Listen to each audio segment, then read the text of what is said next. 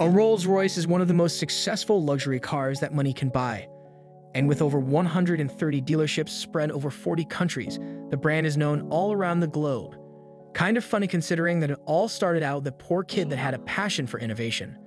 When farm boy Henry Royce first started out tinkering with engines, nobody could have guessed he would one day create some of the most expensive cars in the world. And when he finally met his daredevil companion, history was truly made.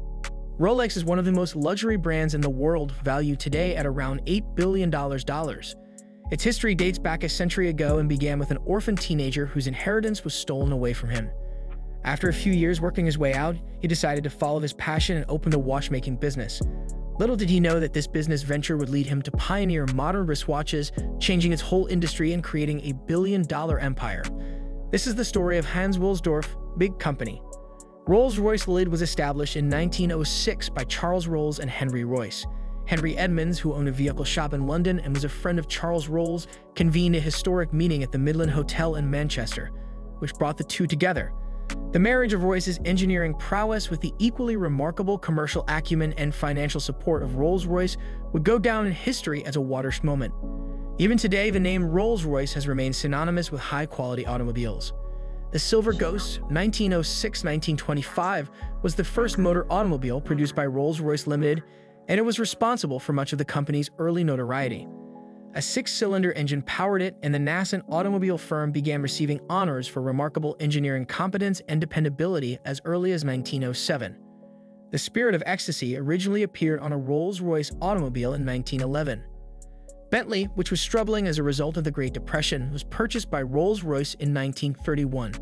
Apart from the radiator grills and other aesthetic alterations, the automobiles produced by Rolls-Royce and Bentley remained nearly identical from that point on until 2002.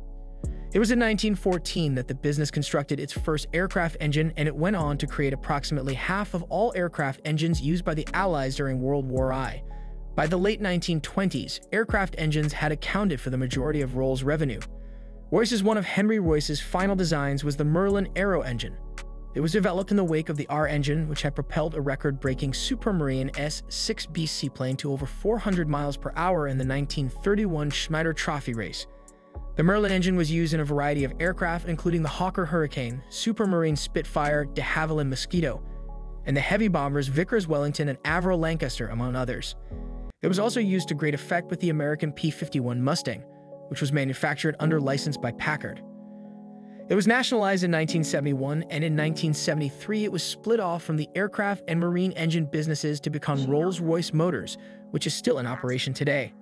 Rolls-Royce was purchased by Vickers in 1980, and the company was eventually sold to Volkswagen in 1998. They did not, however, hold ownership rights to the trademark name and emblem.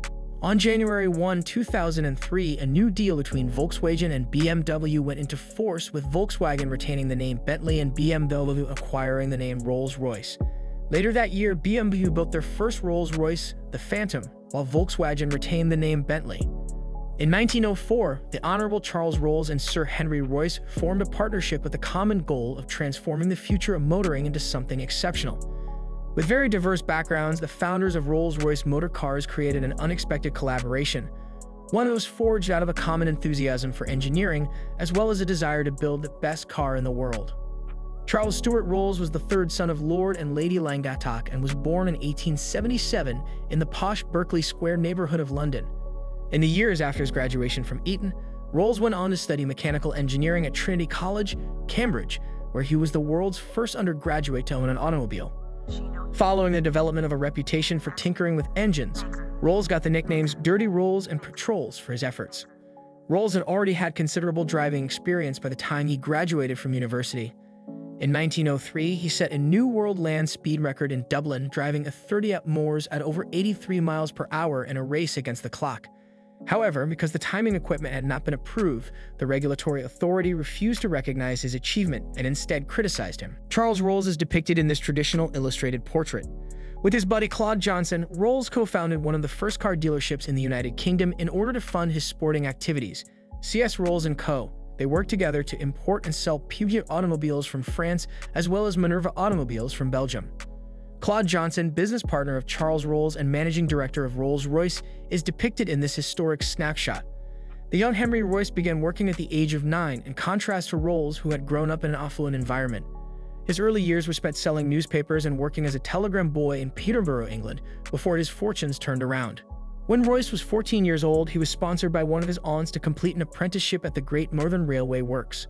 Worked under one of the most renowned engineers of the day, Royce took advantage of every opportunity to further his education, spending his evenings studying algebra and French, as well as electrical engineering and computer science.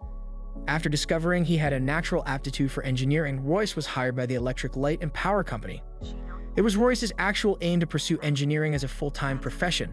He and his fellow engineer friend, Ernest Claremont, formed a partnership and worked around the clock to manufacture electrical components such as doorbells and dynamos for their customers. It was during this period that Royce received a patent for improvements to the bayonet light bulb, which are still used today. It wasn't until Royce purchased a second-hand two-cylinder French Decaville that he developed an interest in the construction of automobiles. Rolls' motto, "Royce's take the finest that already exists and make it better," was inspired by his inherent passion for excellence and innate work ethic, which eventually became a foundation of the company's philosophy. After discovering flaws in the construction of the French Decaville, Royce pledged to do better in the future. The end of 1903 saw the completion of his first petrol engine, and the beginning of April 1904 saw the introduction of his first 10-horsepower automobile, the Royce 10. A friend of Rolls, Henry Edmonds, was bragging to him about his new 10-horsepower Royce motor car, which he owned as a stakeholder in the Royce Corporation. As a result of Rolls' dissatisfaction with the fact that it could only sell foreign imports at the time, Edmonds set up a meeting with the man behind the 10. No one expected that the meeting he organized would have such far-reaching consequences for the future of mobility. The first time Rolls and Royce met was on May 4, 1904, in Manchester. Rolls felt he had found what he was looking for as soon as he laid eyes on Royce's twin-cylinder 10-horsepower engine. Following a test drive in the automobile, Rolls agreed on the spot to sell as many automobiles as Royce could produce under the name Rolls Royce. Vision is required for the development of a brand. In the meantime, while Rolls and Royce were busy developing and selling automobiles, it was Rolls' business partner, Claude Johnson, who took over as managing director and helped to establish and expand the nascent company's reputation. A master of public relations, Claude Johnson was so important to the development of the corporation that he was dubbed the hyphen in Rolls-Royce for his contributions. One of Johnson's early advertisements for the 40/50 motor car referred to it as the 6-cylinder Rolls-Royce, not one of the greatest, but the best car in the world, according to one of his early advertisements. In that instant, he had coined the word that would become synonymous with Rolls-Royce for the rest of his life. Johnson's plan to stage a series of PR stunts to highlight the quietness and dependability of Rolls-Royce automobiles proved to be a brilliant marketing strategy. It highlighted their exceptional performance while also gaining global attention for their world-class engineering capabilities.